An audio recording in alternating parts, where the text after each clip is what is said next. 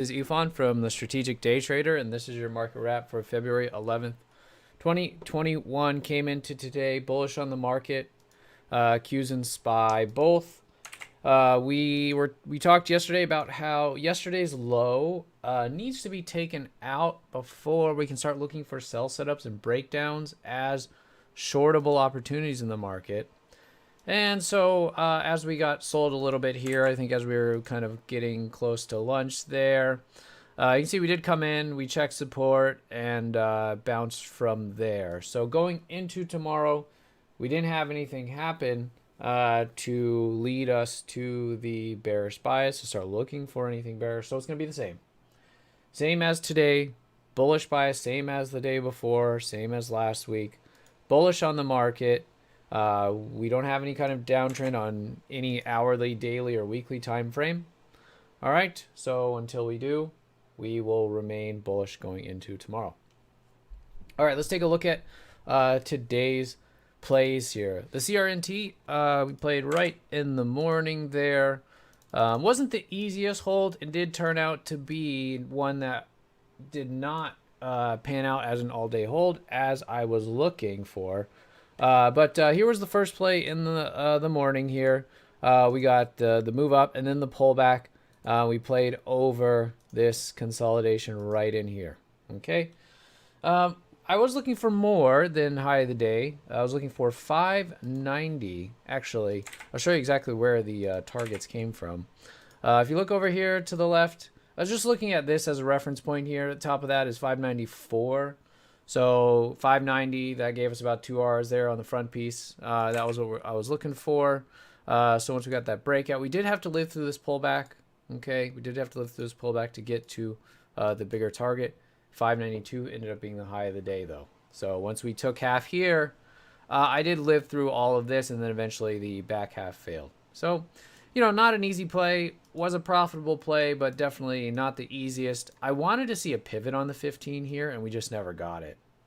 It was grinding lower. I think this was okay to bring the stop up here. I just didn't want to get shaken out in case it got the move, and then it took out the stop. So small winner there on the CRNT because the back half didn't work. One that I mentioned in the morning, which would have been nice to play here, was this pullback here on the TNXP.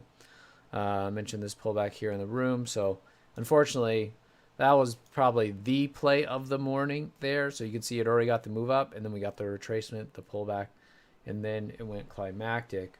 But I missed that one, but we did play the BRQS, which is a very similar play here. Okay, so even though didn't catch that first run up, similar to the TNXP. Waited for a pullback here. Ended up being like a 20-cent stop. Gave you the numbers there on the BRQS on this. And there we got the pullback, rising 20 underneath. So that turned out pretty good there on the BRQS. So similar kind of play. It's just our standard buy setup. So actually on all of these, the BRQS, the CRNT, and the TNXP are really the same idea, right? We are letting it pull back, and then once the series of lower highs there break, meaning that prints a new high, or it stops printing lower highs and actually prints a higher high, then you're getting in, stop goes underneath the pivot. Okay?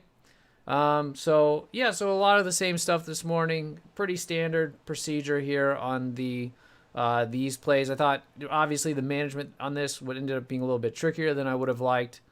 We got quite the grind. Didn't really get a good place to get the pivot. And when you're looking for the larger target, okay, of course it's going to be easy on something like the BRQS. Well, even on the BRQS, I wouldn't say it's easy because I know someone mentioned that, you know, they kind of took the whole thing here on this first run up because, you know, they didn't want to live through the pullback. And so, you know, it's not easy, but it just comes with the territory. You would know that I'm not really playing these or that I'm not seriously taking trades if I always said, you know, I got the whole thing here and I knew to get out of it and didn't live through all of this pullback or whatever. But then at the same time, somehow I'm able to play this BRQS and then get out. Well, I didn't get out at the last pop there. I took the whole thing under here. Okay, because then it wouldn't make sense.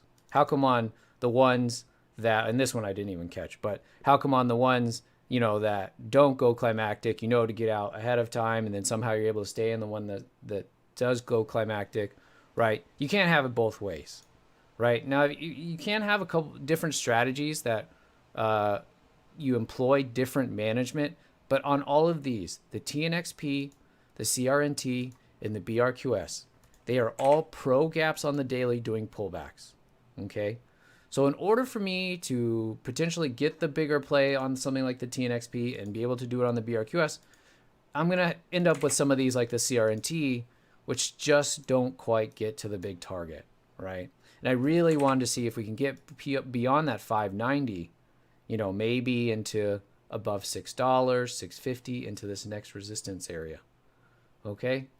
So something like this, the CRNT, while it was up a lot nicer than it ended up being, it doesn't really bother me because I know that's going to be what's required of me to get some of the bigger plays, right? Like even the IGC yesterday, right? The IGC yesterday, there were some times where, yeah, if you were a little bit too tight with the management, right, you didn't get the exit after it accelerated, right?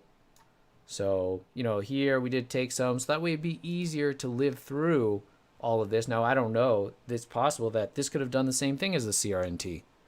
That after we took some, it came all the way back in and failed, And so the important thing is if you're consistent, you can track how these things are doing, which management works best for your plays, right? And then it'll be easier once you see the evidence that that's what works the best to do it consistently.